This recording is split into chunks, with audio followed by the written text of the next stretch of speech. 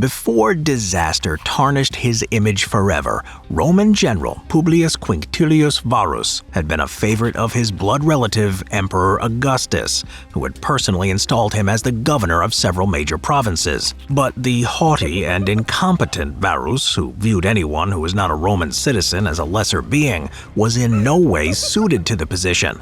He was, according to one Roman historian, a man more accustomed to the leisure of the camp than to actual service in war. In the year 9 AD, while the governor of Germania, Varus received reports of tribal unrest spilling across the border. In response, the pompous general made for northwest Germany, convinced that the uprising was no more than a small disturbance that he could easily crush. Believing the participants to be merely inferior barbarians, Varus did not prepare his men for a large-scale battle, and even allowed them to take their wives and children with them on the assignment like it was a family vacation. What Varus didn't realize was that he was cluelessly walking straight into a trap organized by Arminius, a prince of the Germanic Cherusci peoples, who, at least for that moment, were allies of the Romans. Having received a Roman education in his youth as a hostage, he knew that an utterly self-confident dummy such as Varus was likely to investigate the incident, which Arminius had engineered himself without the proper precautions. But then,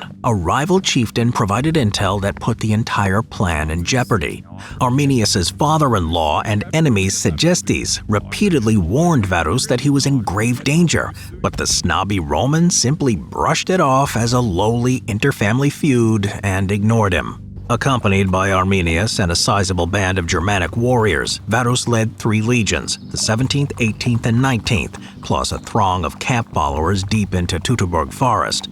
Suddenly, his Germanic allies vanished, and all at once, Varus's front columns were ambushed. At the same time, a violent storm erupted, transforming all available paths into quagmires and ripping branches off surrounding trees. Then the entire Germanic force rushed out of the undergrowth, throwing volleys of javelins at the shell-shocked Romans. The Romans managed to repel the first wave, but as the rain fell, the legionaries' shields became waterlogged and too heavy, while the drenched longbows of the imperial archers became practically useless. Knowing the game was up, Varus and his commanders ended their own lives as the men, women, and children of the losing side were massacred or taken alive to be sacrificed to the pagan gods.